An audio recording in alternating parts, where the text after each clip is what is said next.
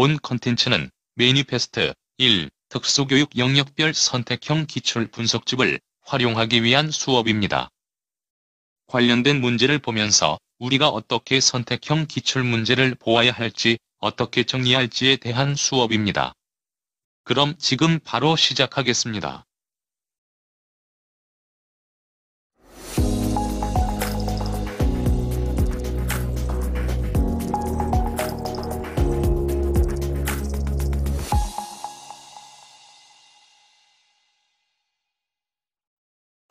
자, 시작하도록 하겠습니다. 자, 오늘 볼 내용은 지체 및 건강 중도점막 교육 선택형 기출문제를 볼 차례죠.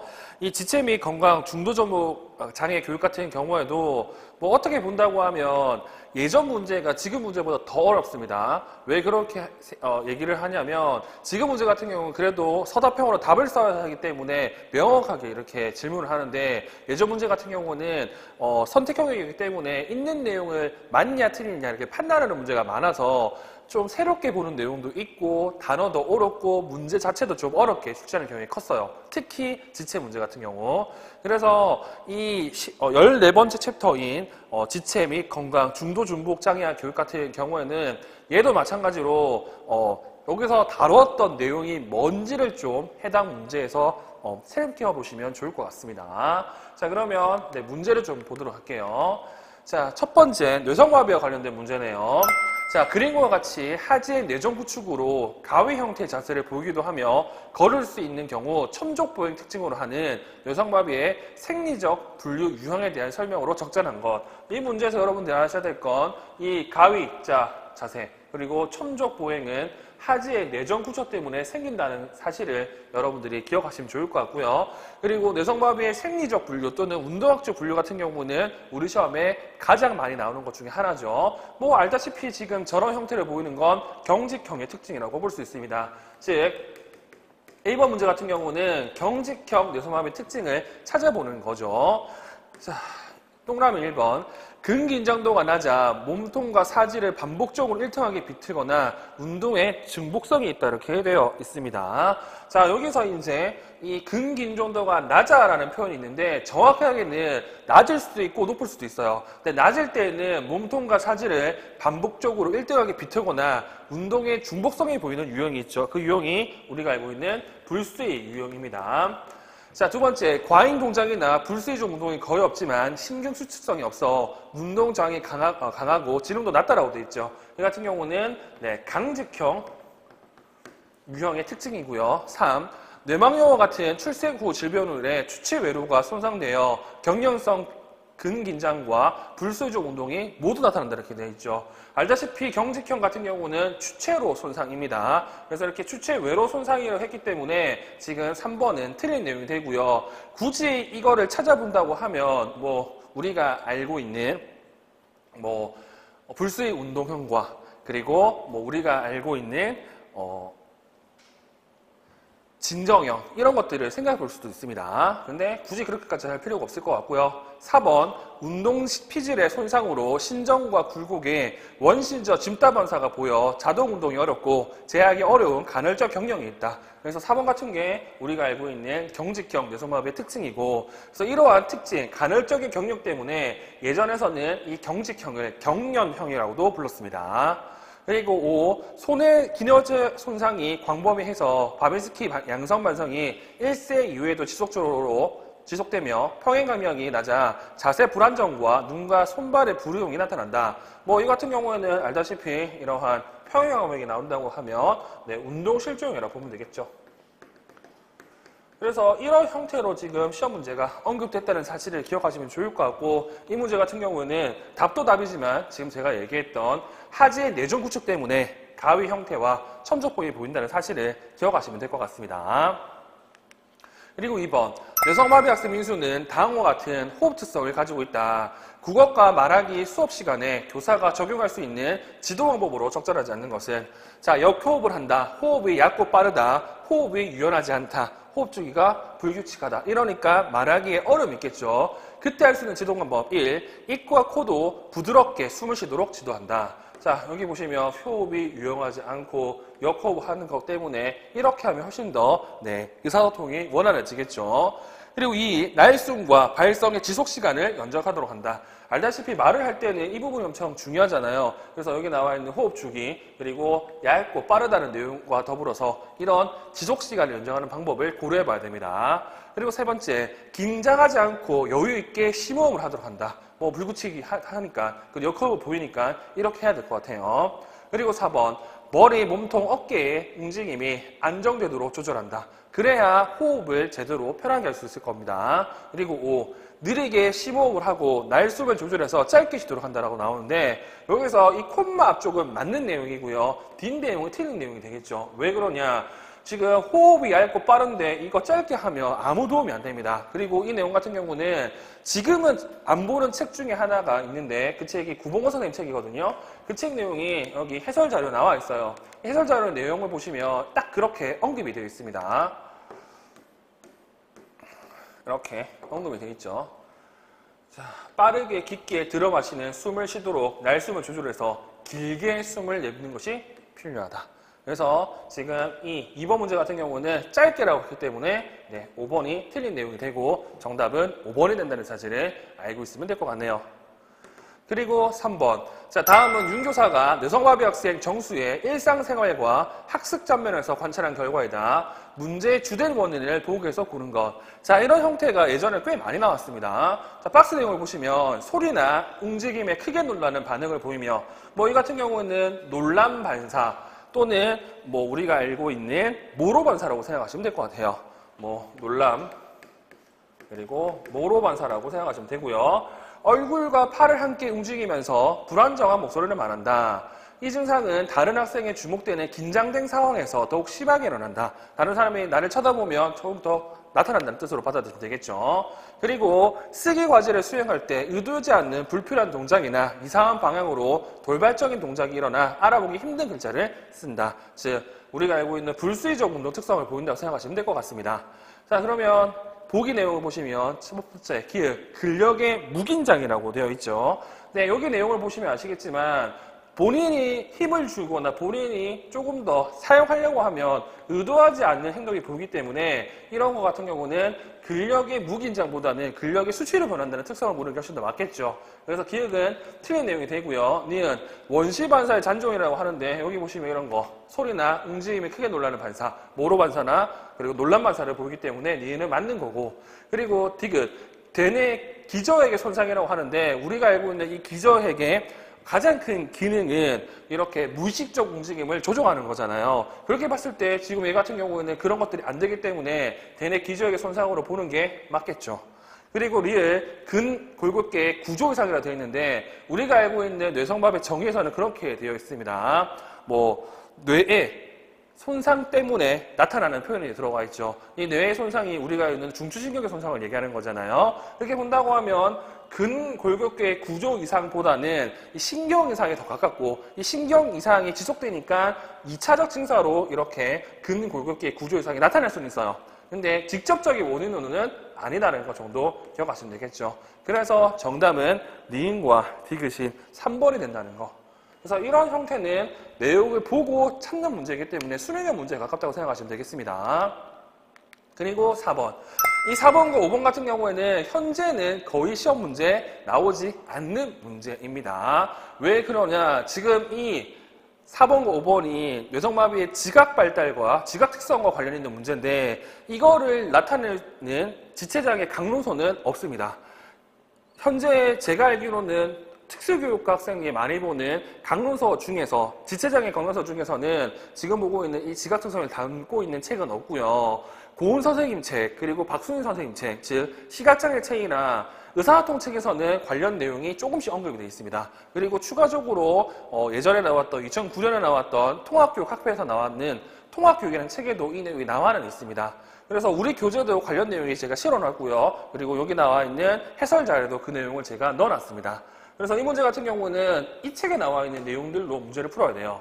시각장애 아동의 이해와 교육, 그리고 의사소통장애학 교육에 나와 있는 내용으로요. 그래서 이 문제 같은 경우에는 제가 눈을 말씀드리지만 공부를 많이 하신 분들은 해당 내용 정도는 기억하시면 됩니다. 그리고 처음 보는 사람들 같은 경우는 뭐 어쩔 수가 없죠. 이 내용도 외울 게 꽤 많기 때문에 지금 이 내용을 모른다 그러면 넘어가시는 거 추천해 드리고요. 그리고 공부를 하신 분들 같은 경우는 이게 기출 문제이기 때문에 살펴보시면 좋을 것 같고, 특히 중등 같은 경우에는 나올 가능성이 있다고 봅니다. 그 이유는 지금 10년도 초등과 10년도 유치원에서 시험 문제 나왔고 중등에는 한 번도 안 나왔거든요. 그래서 중등 같은 경우는 좀 보시는 것도 나쁘진 않아요. 자, 4번 내용을 보시면 김 교사는 뇌선상으로 인해 지각의 여러 가지 결함을 나타내는 철수에게 기본교육과정 미술과 표현활동 영역 1단계의 회화, 밑그림 그리기 활동 수업을 하였다. 그리고 김 교사는 철수가 그린 그림을 가지고 지각력 향상을 위한 시범활동을 하였다. 적절한 행동을 보기에서 고른 것 이렇게 되어 있죠. 자, 그러면 한번 보도록 할게요. 기읍, 고유 수용성 지각력 향상을 위해 같은 색깔의 그림을 찾게 하였다. 여기서 중요한 건 고유 수용성이라는 표현인데, 이 고유 수용성 같은 경우는 우리 몸의 근육과 그리고 관절의 위치와 관련된 내용입니다. 근데 이거 같은 경우에는 여기 나오는 것처럼 색깔 그림을 찾는 거는 아무 상관이 없죠. 보통 색깔 그림이 같은 색깔 그림을 찾는 것 같은 경우는 여기 밑에 나와 있는 이제 뭐 색깔 향상성과 관련된 내용인데, 따라서 기획은 틀린 내용이 됩니다. 아무 의미가 없다는 거. 그리고 이 고유수용성 지각력 같은 경우에는 움직임과 관련이 있어요.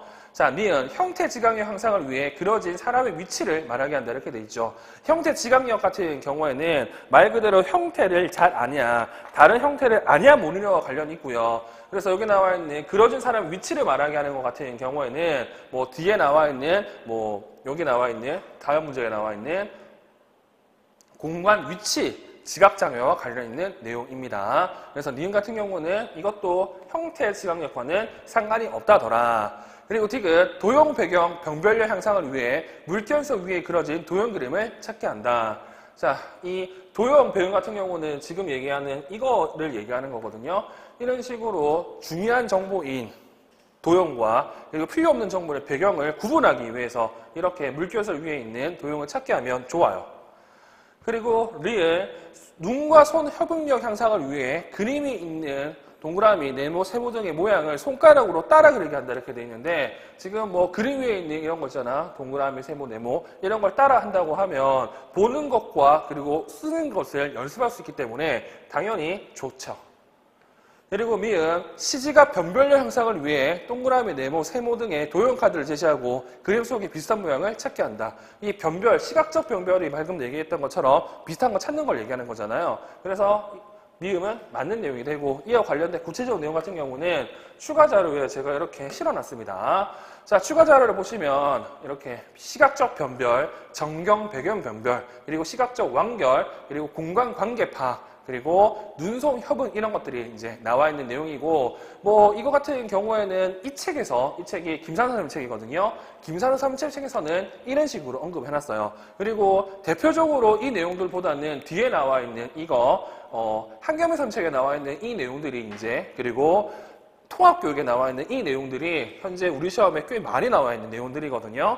그래서 이거 같은 경우는 같은 해에 나왔다고 하더라도 출제된 근거책이 약간 다르기 때문에 명칭도 다르고 개념도 약간 다르다는 것 정도는 여러분들이 알고 있으면 될 것 같고요. 그리고 이 문제 같은 경우에는 뭐 해당 내용을 아냐 모르냐 보다는 이걸 읽고 맞냐 틀리냐 정도만 알고 있으면 풀 수 있는 문제거든요. 그래서 제가 원하는 건 방금 얘기한 것처럼 공부를 많이 했다고 하면 이와 관련된 카테고리 정도는 여러분들이 알고 있으면 될 것 같아요. 그래서 답은 디귿과 리을과 미음인 5번이 정답이 됩니다. 그리고 초등 문제, 유치원 문제네. 유치원 문제를 보시면 대화에 관련된 기능과 그 기능을 지도하기 위한 가장 적절한 내용을 바르게 연결한 걸 찾아라죠. 자, 박 선생님, 종수에게 보고 그리기를 지도하라고 해요. 종수는 시지각의 문제가 있기 때문에 사물의 형태를 표현하는데 어려움이 많아요. 예를 들면 대상물이 자신의 기준으로 어디 위치하고 있는지를 잘 알지 못해요. 이 같은 경우에는 공간 위치 지각장애라고 이제 얘기를 하고요. 뭐 책에 따라서는 이걸 공간 관계라고도 얘기할 수도 있지만, 일단 중요한 건 자신과 물체의 관계를 얘기할 때는 공간 위치라고 많이들 얘기합니다. 자, 그러면 얘 같은 경우 기획을 뭐라고 했다? 명도 향상성이라고 표현을 하고 지도 내용은 도형 묘사기라고 이렇게 나와 있는데 이거 내용 같은 경우는 둘 다 틀렸다고 보시면 됩니다. 뭐 지금 봤던 추가 자료 내용을 보시면 아시겠지만 공간 위치 같은 경우에는 이런 내용을 합니다. 자, 그림 찾기 그리고 모양 맞추기 이런 내용을 하거든요. 그래서 이렇게 모사하기 같은 경우는 틀린 내용이 되고 명도 향상성 같은 경우는 같은 색깔이나 같은 밝기가 색깔과 밝기와 관련돼서 이게 늘 같다라는 의미로 이제 받아들이시면 되거든요. 근데 이 내용이 또 뒤에도 나오니까 뒤에서 좀 더 보도록 할 거고요. 니은 근접성, 유사성, 연속성, 공통성, 완결성을 고려해서 표현하기가 어려울 수 있어요. 여기 나오는 얘네들 같은 경우 어디서 나오는 개념이냐면 이 개념은 게슈탈트 이론에서 나오는 개념이거든요. 여러분들이 심리학에서 배웠던 내용인데 이게 뭐와 관련됐다? 지각의 체제화와 관련 있는 내용입니다. 그래서 뭐 특정한 내용을 특정한 환경을 봤을 때 그러한 환경에서 나타나는 지각을 근접성, 유소성, 연속성, 공통성, 완결성으로 해석한다는 의미거든요. 근데 이 같은 경우에는 당연히 틀린 내용이 되겠죠. 왜냐? 지금 이게 크기 향상성이라고 얘기했기 때문에 크기 향상성도 뭐 늘 똑같은 개념이지만 크기가 늘 똑같은 거지만 거리에 따라서 달라진다는 걸 알지 못할 때 쓸 수 있는 말이거든요. 그리고 얘 또 색이 비슷한 것끼리 모은다고 되어 있는데 여기 같은 경우에는 여기 명도 향상성과 관련 있는 개념입니다. 그래서 지금 2번도 틀린 내용이 되고요. 3번 주위의 밝기가 달라져도 원래의 색은 동일하다는 것을 알지 못할 것 같아요. 이게 아까 얘기했던 명도 향상성과 관련 있는 내용입니다. 그래서 지금 3번도 틀렸고 이 평균의 걷기 같은 경우는 보통 눈송협음과 이런 관련된 내용으로 보시면 될 것 같아요. 그리고 4번 멀리 떨어져 있는 사람이나 사물을 실제로 작다고 생각해요. 이게 크기 향상성과 관련 있는 내용입니다. 그리고 제시한 도형과 같은 물질 찾기 같은 경우에도 이게 아까 공간 위치와 관련했다고 말씀을 드렸죠. 그리고 5번 시각 운동 협음 이거 구슬깨기라 하고 점과 선을 선긋기로 연결할 때 삐뚤삐뚤하게 될 것 같아요. 이게 맞는 내용이고요. 그리고 방금 얘기했던 이 해설 자료에 나온 내용을 살펴보시면 이렇게 나와 있죠. 묘사하기, 끼우기, 꽂기, 던지기. 그래서 이런 내용들이 현재 기출문제에 언급이 되어 있습니다. 그래서 이게 방금 얘기한 것처럼 4번에 나와 있는 카테고리와 5번에 나온 카테고리가 비슷하면서도 약간 다르거든요. 그래서 공부를 하신 분들은 이거 정도도 좀 확인하시면 좋을 것 같고 지금 여기 나와 있는 4번과 5번을 제외하고는 우리가 알고 있는 뇌성마비 특성 중에서 지각장애는 나온 적이 없습니다. 그래서 이 정도는 좀 여러분들이 확인하시면 좋을 것 같아요. 다음 6번 문제를 볼게요. 자, 6번 문제도 이제 이런 형태로 시험 문제가 꽤 나올 것 같은데 그림은 한 뇌성마비 학생의 뇌손상 부위와 정도에 따라 나타낸 것이다. 이 학생의 운동 및 말 특성을 설명한 것이라고 되어 있죠. 여기서 중요한 건 말 특성 같은 경우는 요즘 책에서는 이 말 특성을 잘 안 씁니다. 해봤자 통합교육책 정도밖에 이 내용이 없고요. 이거 같은 경우는 지금 추가적으로 보시는 것처럼 예전 책들에서는 이런 내용들이 꽤 있었어요. 예전 책들에서는. 근데 요즘 책들에서는 이 내용이 잘 없다는 사실을 기억하시면 될 것 같습니다. 그래서 우리는 뭐만 알면 된다? 운동 특성 정도만 여러분들이 알고 있으면 좋을 것 같습니다. 현재 이거 보면요. 되뇌피질이 있는데 되뇌피질이 양쪽 다 이렇게 문제가 있죠. 이런 것 같은 경우는 기본적으로는 뭐라고 한다? 경직형 뇌성마비의 뇌손상 부위화를 생각하시면 됩니다. 그리고 이거 같은 경우도 굳이 나눈다고 하면 이 밑에까지 와야 뭐가 된다고? 소위 말해서 사지마비 정도 되잖아요. 그래서 이거 같은 경우는 뭐 양마비 정도로 볼 수가 있습니다. 1. 균형 감각과 방향 감각이 없어 걸음이 불안정하다. 이 같은 경우는 누가 보더라도 운동 실조형이고요. 그리고 말 특성 같은 경우에도 우리 교재에 나와 있는 내용을 살펴보시면 이게 운동 실조형의 말 특성이라고 볼 수가 있습니다.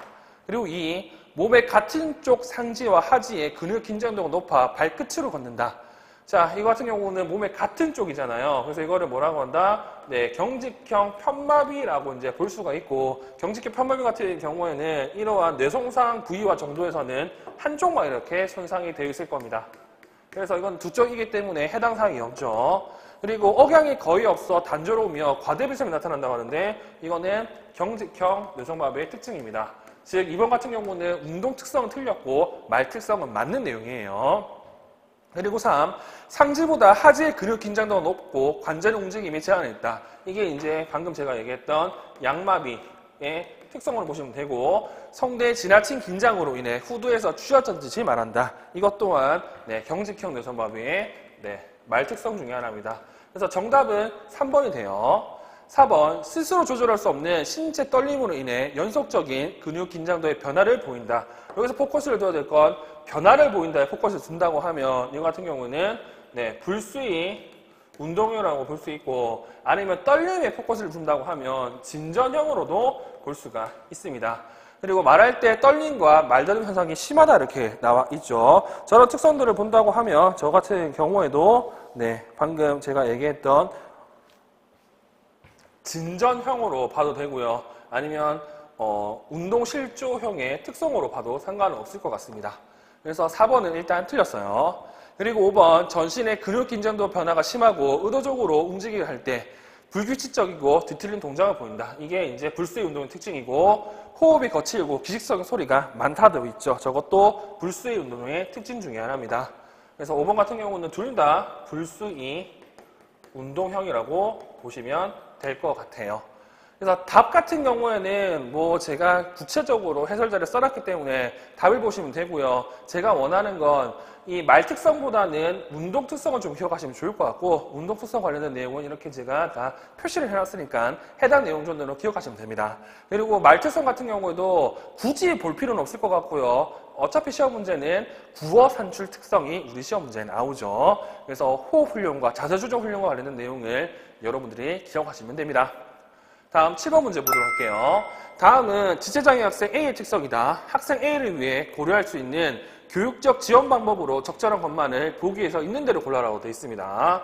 자, 그러면 박스 내용을 보시면 장애 및 운동 특성을 보시면 뇌성마비이고 얘는 경직형 사지마비라고 합니다. 그러니까 휠체어를 이동할 거고요. 착석 자세에서 체관에 전방 굴곡이 있다고 합니다. 즉 앉았을 때 몸이 앞으로 기우는 특성을 본다는 거죠. 그리고 관절 운동 범위의 제한, ROM을 부르는데 이게 관절 운동이 원활하지 않다는 걸 알려주는 거고요. 학습 특성에 보면 과제에 대한 독립적 수행 의지가 낮고 보조원에게 의존하는 경향이 있어요. 누군가 다 해줘야 된다는 거. 그리고 과제협회 행동을 보이는데 이렇게 교절을 떨어뜨리는 행동을 보인다고 합니다. 그리고 학습 장면에서 낮은 실패 경험으로 인해 학습 동기가 낮다고 이렇게 다르죠. 다시 말해서 학습 장면에서 실패를 많이 했기 때문에 학습 동기가 많이 떨어진다고 얘기합니다. 그리고 학업 성취 수준이 낮다고 설명이 되어 있네요. 자, 보기 내용을 보시면 학생 A의 책상을 높이를 낮추고 휠체어에 외전대를 제공하면 몸통의 전방 굴곡을 막고 신체 정렬도와 안정된 착석 자세를 보인다고 되어 있죠. 여기서 눈에 띄는 건 뭐냐? 얘 같은 경우에는 전방 굴곡이 있다고 얘기하잖아요. 그러면 책상 높이는 낮추는 게 아니라 높여야 되고요. 그리고 외전대 같은 경우에는 일반적으로는 측방 굴곡이 있을 때 사용합니다. 근데 이거 같은 경우는 전방 굴곡이기 때문에 해당 사항 없고 이때는 어떻게 해야 된다? 벨트나 스크립 같은 걸 이용해야 되겠죠. 그래서 기획은 틀린 내용이 되죠. 그리고는 제한된 ROM으로 학습 활동에 참여하기 어려울 수 있으므로 보조 계획을 제공하거나 과제 수행 계획을 조정하는 방식으로 과제 참여 수준을 조정해서 의존성을 줄이고 독립심을 높일 수 있다. 이 말이 뭐냐? 보조원을 덜 활용하게 만들 수 있는 방법들이 이런 거라는 것 정도는 여러분들이 기억하시면 될 것 같습니다. 이렇게 하면 이렇게 의존성을 줄이고 독립심을 높일 수 있어요. 그리고 디귿, 선행자극 전략의 하나로 학생 A에게 과제 선택 기회를 제공함으로써 활동에 대한 동기를 높이고 과제에 대한 느끼는 혐오적 속성과 과제의 행동을 감소시킬 수 있다. 알다시피 이 과제 선택 같은 경우는 선행자극 중재의 한 가지 방법이고요. 학생이 선택을 하면 늘 얘기했지만 동기가 높아지잖아요. 그리고 회피, 문제행동의 기회가 회피가 있을 때 이 선택을 한다고 하면 이 문제행동도 줄어들 수 있습니다. 그러니까 디귿은 맞는 내용이 되죠. 그리고 리을, 학습평가 시 학생 A의 능력, 성취, 노력 측면을 모두 평가한다는 다면적 평가 방법을 제공할 수 있다. 이게 지금 기출문제, 서답형 기출문제 다시 한번 언급되는 내용 중에 하나입니다. 지금 얘 같은 경우 특징이 뭐라고? 특징이 이렇게 잦은 실패 때문에 학습 동기가 낮아요. 그렇기 때문에 그리고 학업 성취 수준은 낮기 때문에 그냥 성취만 본다고 하면 얘가 절대로 하지 않을 겁니다. 그러니까 이 성취 이외에 능력과 노력 등등을 모두 평가하는 다면적 평가를 한다고 하면 학생이 참여도 잘할 겁니다. 자, 평가 수중은 학생 A의 성취 수준에 적합한 평가 준거에 맞춰 변화의 정도 파악에 중점을 두는 것이 필요하다. 그래서 리을 또한 맞는 내용이 되고요. 미음, 학생 A의 학습 성공경을 높이기 위해 자극 촉진과 반응 촉진을 적용할 수 있다. 두 전략은 모두 교수 자극을 수정하기 때문에 계획에 시간이 걸리지만 학습 과제의 특성에 따라 강화 제공 방식이 달라 학생의 전반의 가능성을 높여줄 수 있다. 여기서 이제 제일 문제가 되는 게 뭐냐면 자극 촉진과 반응 촉진 모두 다 학생에게 촉진을 제공하기 때문에 성공경을 높일 수 있습니다. 근데 이 같은 경우에는 제가 수업 때도 얘기한 것처럼 이 자극 촉진과 반응 촉진 설명하는 개념들이 좀 다르다고 말씀드렸죠. 예컨대 안면과 산책 같은 경우에는 반응 촉진 안에 뭐가 없다고? 시각 촉진이 없어요. 그러면 이거 두 개를 비교할 때 그런 말을 했잖아. 반응 촉진은 휴대하기 편하다. 그리고 자극 촉진은 휴대성이 떨어진다고 얘기했죠. 그 말이 뭐냐면 반응 촉진 같은 경우는 시각적 촉진을 제외하고는 어떻게 교사의 촉진, 도움이 됩니다. 말로 하거나 행동을 하거나 몸짓을 하거나.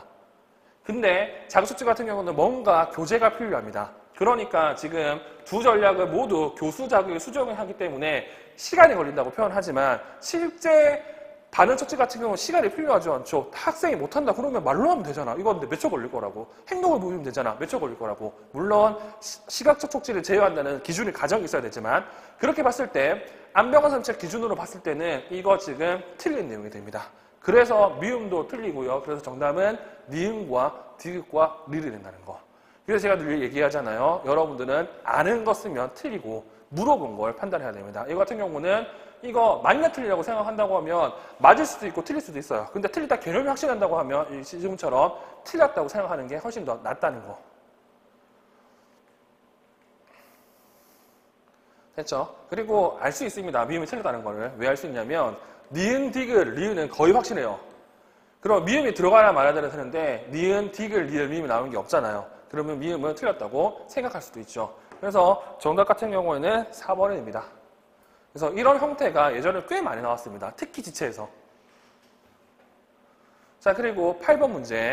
자, 뇌성마비에 대한 설명으로 옳은 것을 보기에서 있는 대로 골라라고 되어 있죠. 근긴장도를 조절하는 뇌 영역에 손상된 뇌성마비는 비정상적 근긴장에 의한 근골격계의 문제가 성장할수록 심해지는 진행성 질환이다. 제가 수업 때 늘 얘기했잖아요. 뇌성마비 같은 경우는 잘 기억할 게 비진행성이라고 얘기했죠. 자, 여기 나와 있는 근골격계 문제가 성장할수록 심해질 수도 있습니다. 근데 뇌성마비 같은 경우는 뇌 손상 부위는 진행하지 않는 비진행성 질환이라고 얘기를 했잖아요. 그래서 2차 문제로 근골격계 문제가 생길 수도 있어. 근데 뇌 손상 부위는 더 이상 확대되거나 그리고 좋아지지 않기 때문에 비진행성 장애라고 합니다. 그래서 기억은 틀린 내용이 되죠. 그리고 니은 경직형 펀마미는 환축의 근육과 팔다리가 건축에 비해 발육이 늦거나 짧은 경향이 있으므로 반맹이나 감각장애를 발생하기도 한다. 네, 이거 맞는 내용이 됩니다. 그래서 신경에 문제가 생기면 당연히 이런 쪽에 문제가 생길 수밖에 없습니다.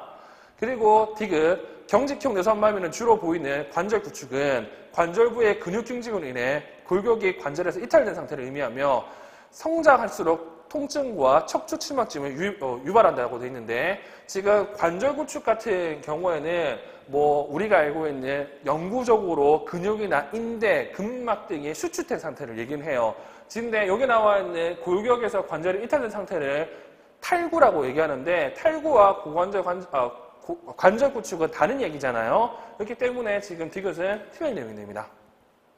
리을 운동은 신체 중앙에서 말초 방향으로 발달하고 근육의 수축은 반사적 수축에서 수직 수축으로 발달하며 뇌성마비는 이러한 정상 운동 발달을 과정을 방해한다. 왜냐하면 뇌의 성숙에 따라서 이런 형태로 발달되는데 뇌성마비는 손상 때문에 이런 성숙이 지연되고 나타나지 않죠. 그래서 리을은 맞는 내용이 됩니다.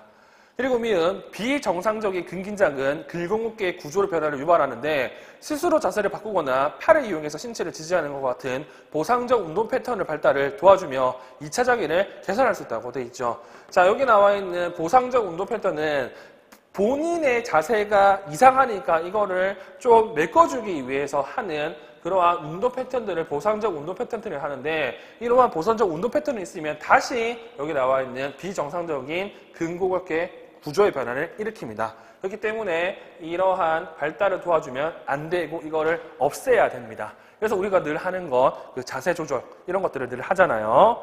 그래서 지금 8번 같은 경우는 니은과 리을이 정답이 되고요. 따라서 2번이 정답입니다.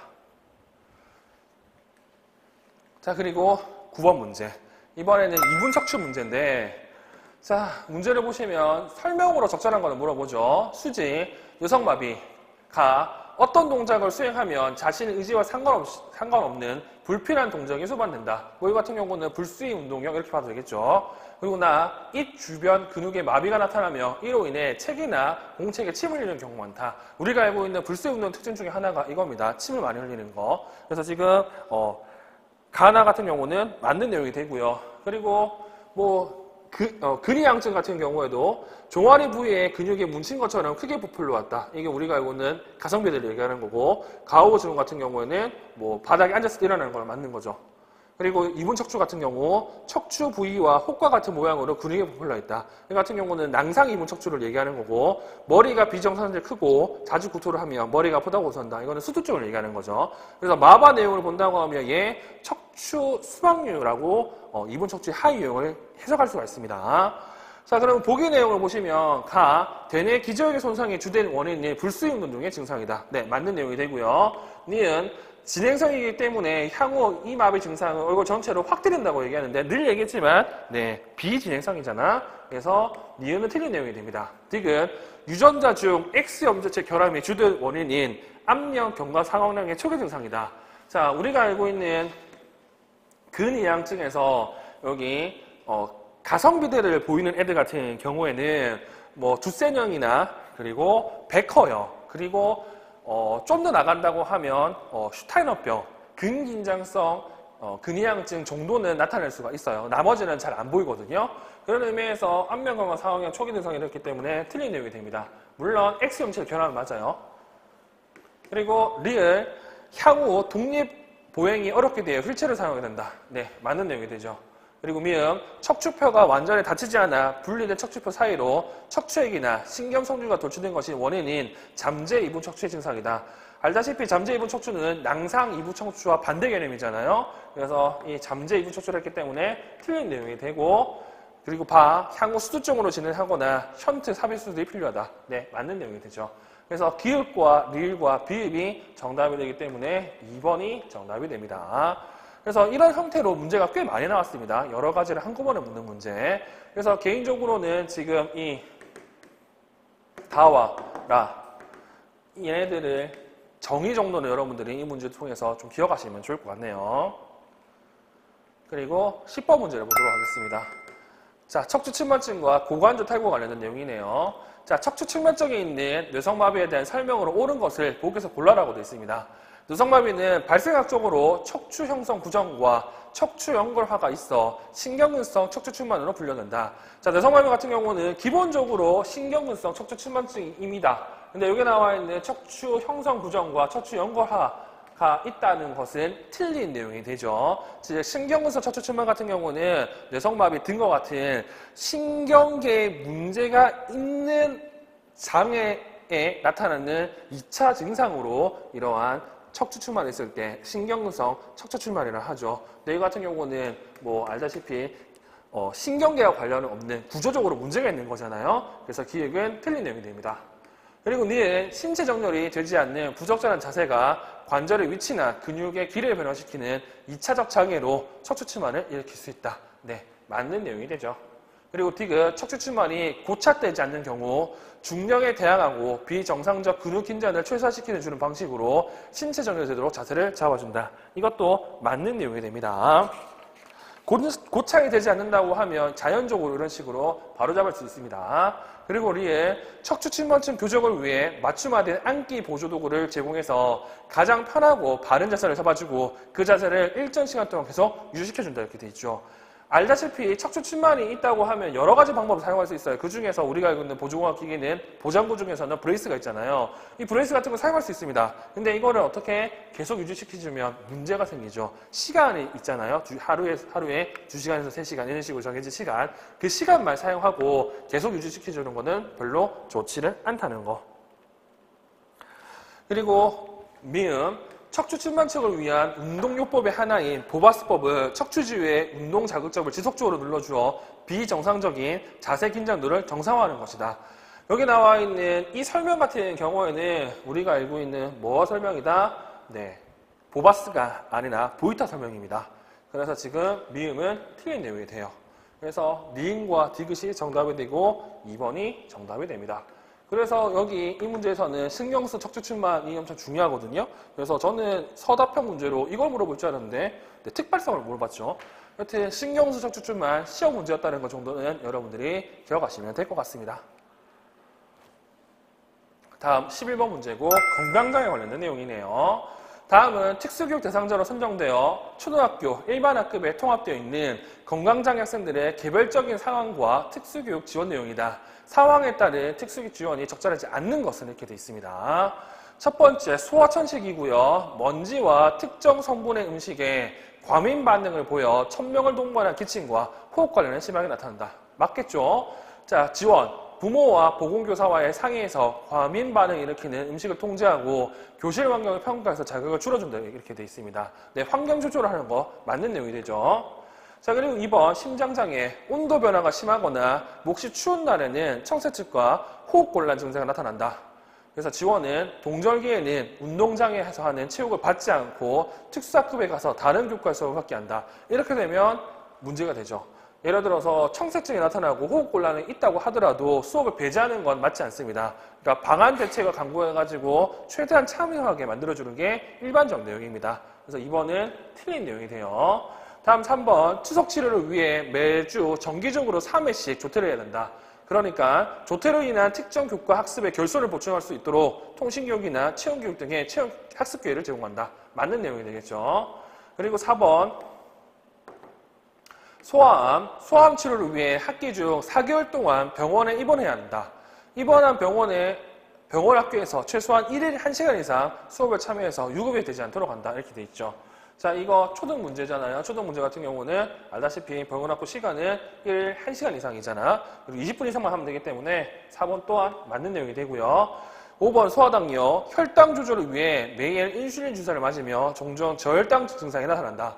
수업 시간이라도 갑작스러운 저혈당 증상이 나타나며 사탕이나 초콜릿 등을 먹을 수 있도록 허용한다. 네, 맞는 내용이 됩니다. 그래서 이런 식으로 우리가 알고 있는 5가지의 건강장애 유형을 한꺼번에 물어본 문제가 일반적인 문제입니다. 그래서 천식, 심장, 신장, 소아암, 특히 백혈병, 그리고 소아당뇨와 관련된 내용은 요즘 책으로는 김정현 선생님 건강장애 책 있잖아요. 그 책 내용 위주로 해당 내용을 살펴보시면 좋을 것 같아요.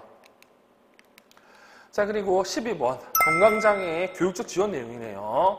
자, 새별초등학교 재학 중인 건강장애 학생 창수는 소아암 치료를 위해 장기 입원하게 되어 병원 학교에 입급하려고 한다. 다른 교사는 창수의 입급과 관련된 점검사항을 작성해서 특수교사에게 조언을 구하라고 한다. 다음에서 적절한 내용을 모두 보는 것. 자, 학사 운영의 기획. 창수의 학정은 병원 학교에 두고 새별초등학교의 학년과 학기를 적용한다고 했죠. 알다시피 특수교육 대상자는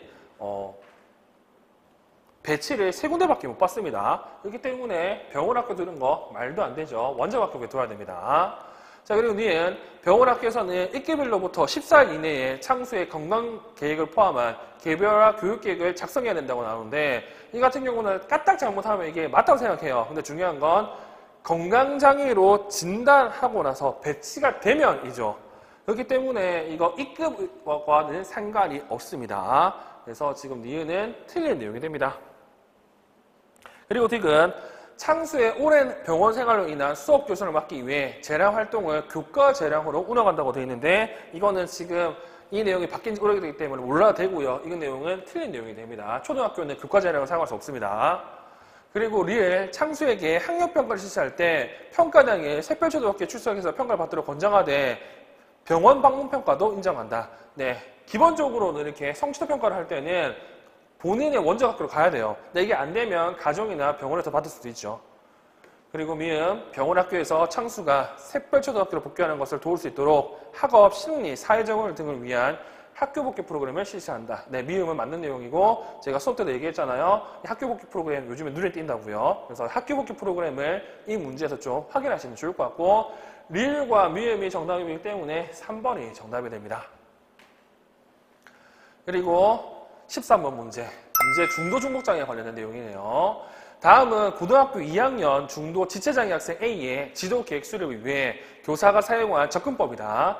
교사가 사용한 접근법과 밑줄 친 부분에 대한 설명으로 옳은 것을 보기에서 고른 것.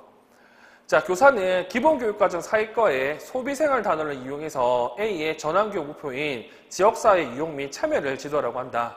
교사는 A가 사는 동네를 방문해서 상점들을 조사하였다. 다른 지역에도 흔히 있는 대형 할인점 한 곳을 선정한 교사는 할인점 내 물리적 환경을 따라 구매에 필요한 활동과 각 활동마다 요구되는 기술들을 조사하였다. 이후 교사는 몇 가지 사항을 고려하여 조사된 기술들을 A에게 우선적으로 지도할 기술을 선정하였다.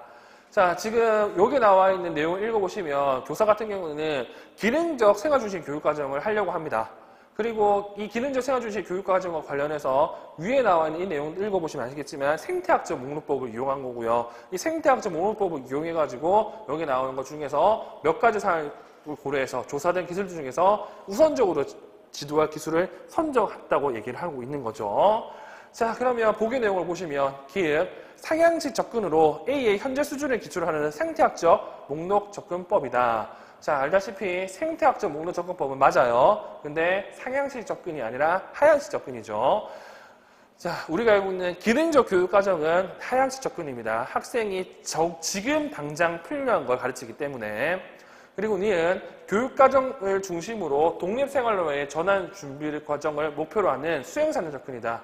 이 수행사정 같은 경우는 우리가 알고 있는 그 수행사정을 얘기하는데 이거 같은 경우는 수행사정 접근이 아니라 생태학적 목록법이라고 얘기를 했죠. 그래서 니은 또한 아니게 되고요. 디귿 구매활동 기술이지만 할인적 외에 다른 환경과 활동에서도 사용할 수 있는지를 고려해야 된다. 즉 일반화를 고려해야 된다는 거죠. 우리가 알고 있는 기능적 기술 같은 경우는 일반화 당연히 공유를 해야 됩니다.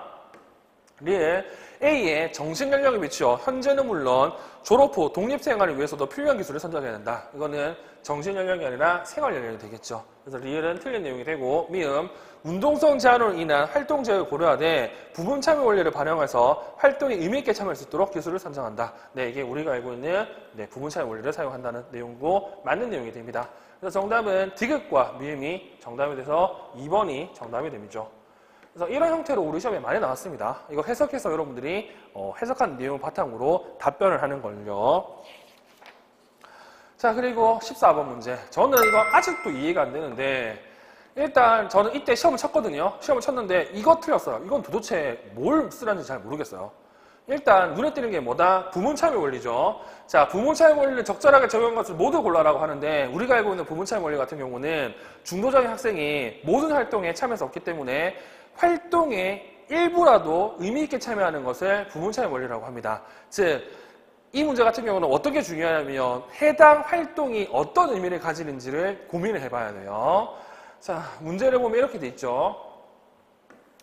보기, 기획. 2단계에서는 다칠 위험이 있기 때문에 교사가 대신해준다. 자, 기획 보시면 칼로 감자가를 깎는다고 되어 있잖아요. 이 대신해주는 게 학생에게 의미가 있을까요? 의미가 없잖아. 보통은 이거 어떻게 안 다치게 할 수 있는 수정된 도구를 사용한다든지 아니면 요즘에 감자 깎는 기계 있습니다. 감자 깎는 기계 같은 거는 버튼만 누르면 되잖아. 끼워주고 버튼 누르게 하면 되잖아요. 그런 식으로 의미있게 참여할 수 있도록 만들어줘야 돼요.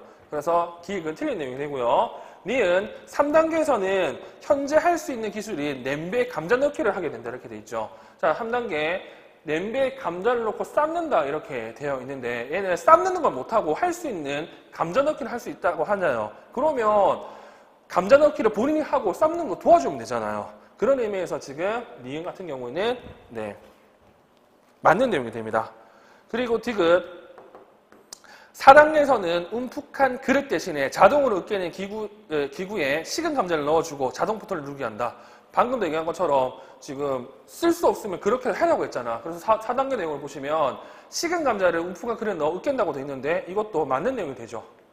그리고 리을. 자, 7단계에서는 으깬 감자 샐러드를 식빵에 바르는 친구들의 활동을 관찰하게 한다 이렇게 되어 있죠. 알다시피 이거 관찰하는 거 아무 의미가 없습니다. 이게 우리가 알고 있는 잘못된 부문차의 원리에서도 이 내용이 언급이 되어 있잖아요. 그렇기 때문에 지금 리을은 틀린 내용이 되고요. 그리고 미음. 저는 시험장에서 이거 미음 디귿은 확실하다고 생각했고 그럼 애매한 게 미음이라고 생각했는데 자, 미음 9단계에서는 감자 샌드위치를 자르지 않고 그대로 접시에 담게 한다고 그렇게 돼 있죠. 자, 감자 샌드위치를 세모 모양으로 잘라 접시에 담는다고 하는데 이거 세모 모양으로 담는 의미가 있습니다. 어떤 의미가 있냐면 모양도 모양이지만 편하게 먹을 수가 있어요. 편하게, 네모보다는. 그렇게 봤을 때 이것도 지금 얘기한 것처럼 이런 식으로 뭐 자르는 기계를 이용해 자를 수도 있잖아요. 근데 이거 같은 경우는 접시 그대로 담는다고 했잖아. 그래서 저는 이게 틀렸다고 봤거든요. 근데 시험 끝나고 나와보니까 이 미음이 맞는 내용이 돼 있더라고요. 지금도 이건 이해가 안 됩니다. 하여튼 답 기준으로 본다고 하면 니은, 디귿, 미음이 정답이 됩니다. 그래서 이 같은 경우는 지금 이 문제에 출제된 의도는 이 자른다가 보다는 담는다에 포인트를 놓기 때문에 담을 수 있으면 된다고 생각해서 지금 미음은 맞다고 한 것 같습니다. 근데 제 기준에서는 아닌 것 같아요. 일단 이런 형태로 지금 문제가 나오고 따라서 여러분들 해야 될 건 부분참의 원리가 뭔지, 그 중에서도 잘못된 부분참의 원리가 뭔지도 여러분들이 확인하시면 될 것 같아요. 다음 15번 문제. 자, 15번 문제 같은 경우에는 제가 우리 교재에 한경근 박은혜 선생님이 번역한 중도장애 학생이라는 책이 있잖아요. 그 책에 본다고 하면 의사소통과 관련해서 삼각 촉조 중재라는 게 있어요. 근데 우리 교재도 제가 그걸 넣어놨죠. 근데 그거 같은 경우는 제가 지금은 별로 의미가 없다고 말씀드렸고 그 이유가 이 문제 때문에 그렇습니다. 이때 빼고는 그와 관련된 내용이 언급되지가 않아요. 그래서 공부를 많이 하신 분들 같은 경우는 방금 얘기했던 삼각, 초점, 중재도 보시면 좋을 것 같고 그렇지 않으면 그냥 여기 있는 내용 중에서 하나만 잘 기억하시면 됩니다. 뭐 이 다중양시 적용 정도만. 자, 기억. 학생이 보이는 비상징적 의사소통 형태의 다양성과 의미를 고려해서 민감하게 반응한다. 네, 비구어 중도장애 학생들 같은 경우에는 여기 나오는 것처럼 모든 행동에 민감하게 반응해 주는 게 좋아요. 그래서 기획은 맞는 내용이 되고요. 그리고 니은 학생이 보이는 문제 행동에 내포된 의사소통 기능을 파악하고 문제 행동을 대체할 의사소통 기술을 지도한다. FCT를 해라는 거지. 맞는 내용이 됩니다. 디귿 학생에게 비상징적 의사소통 기술을 촉진하기 위해 친숙한 대화 상대자와 상호작용하는 환경으로 제한한다고 되어 있는데 알다시피 대화 상대자 같은 경우는 여러 사람이 되는 게 훨씬 더 중요합니다. 그래야 의사소통의 기능이 향상이 될 거니까. 그래서 지금 디귿 같은 경우는 틀린 내용이 되고요. 그렇기 때문에 이러한 비상징적 의사소통 기술을 학생이 보일 때 누구나 알 수 있도록 뭘 만든다고? 의사소통 사전을 만드는 이유이기도 합니다. 너무 국한하지 말고 사용하라는 뜻에서. 그리고 리을 학생에게 상징과 비상징이 결합된 다중양식을 사용하기보다는 상징을 구체화하고 정교화해서 학생의 이해도를 높인다고 되는데 알다시피 다중양식을 사용해야 됩니다. 즉 어떻게 해야 되냐면 학생은 비구어적으로 얘기를 하더라도 앞에 있는 대화 상대자 같은 경우는 상징적으로도 얘기해야 되고요. 그리고 비상징적으로도 얘기를 하셔야 됩니다. 즉 의사소통을 상징과 비상징, 다중양식으로 얘기하는 게 훨씬 더 좋아요. 그래서 리을은 틀린 내용이 됩니다. 그리고 미음, 자연스러운 환경 내에서 발생하는 반복적인 일과들을 예측가능으로 구조해서 학생에게 역할을 부여해서 사회적 상호작용에 참여의 기회를 확대한다. 이게 우리가 알고 있는 스크립트를 이용한 언어 중재잖아요. 이렇게 해야 됩니다. 그래야 학생이 여기 나오는 것처럼 이런 기회가 많아지거든요. 그래서 미음 같은 경우에도 맞는 내용이 되고 따라서 정답은 기읍과 미음과 미음이 된다는 거. 그리고 관련된 내용 같은 경우는 제가 이렇게 추가 자료에 많은 내용들을 실어놨습니다. 그래서 이 추가 자료 관련된 내용을 한번 읽어보시는 게 좋을 것 같고요. 방금 얘기했던 내용들이 여기 다 나와 있잖아요. 그래서 이런 내용들을 여러분들이 보시면 될 겁니다. 그리고 방금 얘기했던 내용이 이런 내용이죠. 다중양식으로 얘기해야 된다는 거.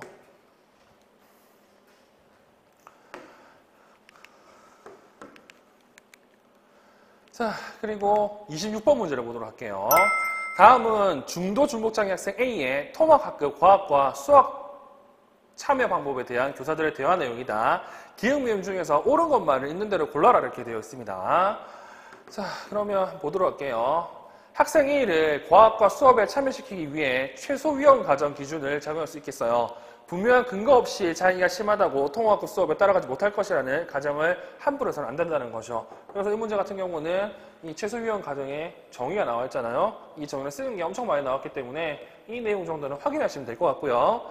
수업 활동 중에 학생 A가 스스로 하기 어려운 활동도 있겠지만 기획 부분차의 원리를 적용해서 친구들에게 모두 의존하지 않고 활동에 일정 수준 참여하게 한다면 활동을 통해 배우게 될 뿐만 아니라 자존감이 높아진다는 생각을 해요. 네, 맞는 말입니다.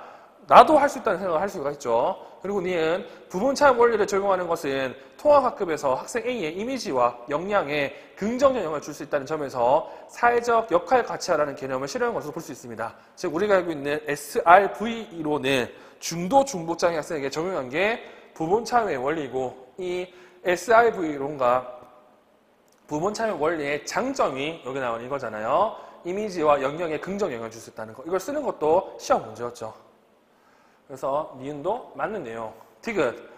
자, 과학 수업이 매주 3시간 있는데 2시간은 수업에 참여하고 1시간은 치료 지원을 받게 되면 부분 참여 원리도 살리고 치료 지원과 학습 요구의 균형도 이룰 수 있습니다. 알다시피 이거 잘못된 부분 참여 원리고 이거 같은 경우는 단편적 참여라고 얘기하죠. 그래서 디귿은 틀린 내용이 됩니다.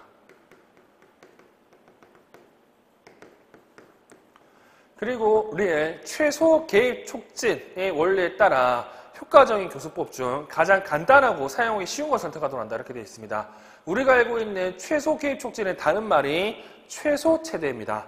최소 최대 같은 경우는 용화법의 한 가지로서 학생에게 가장 적은 형태와 또는 강도로부터 가장 큰 형태와 강도로 점점 높여가지는 건데 얘 같은 경우는 이렇게 효과적인 교수법 중에서 가장 간단하고 사용하기 쉬운 이 개념이 아니잖아요. 촉진의 형태와 강도가 늘리는 걸 얘기하는 거잖아. 그래서 지금 릴 같은 경우는 틀린 내용이 되고요. 자, 다음 미음을 보도록 할게요. 미음 내용을 보시면 학습 단계 초기에는 도움을 주지 않고 필요할 때는 즉시 촉진을 제공할 수 있고 과제 수행에 따라 점차 신체적인 안내를 늘려가는 점진적 안내가 좋게 써져 있는데 얘 같은 경우는 이 콤마 앞에도 틀렸고 뒤에도 틀렸습니다. 앞 내용 같은 경우 초기 단계, 습득 단계에서는 뭐 해야 된다고? 네, 무호를 학습을 하기 위해서는 최대 최소를 해야 되죠. 그래서 이거 내용은 틀린 내용이 되고요. 그리고 점진적 안내 같은 경우는 말이 점진적 안내지 이거 신체 촉진을 점점 줄여나가는 거잖아. 그래서 늘려나가는 내용 때문에 미음은 틀린 내용이 됩니다. 그래서 정답은요. 기읍과 니은인 1번이 정답이 됩니다. 그래서 이거 시험 문제 나왔을 때도 조금 논란이 있던 내용 중에 하나였어요. 왜냐? 특수교육학 책에서 저 SRV 이론이 나온 책이 거의 없거든요.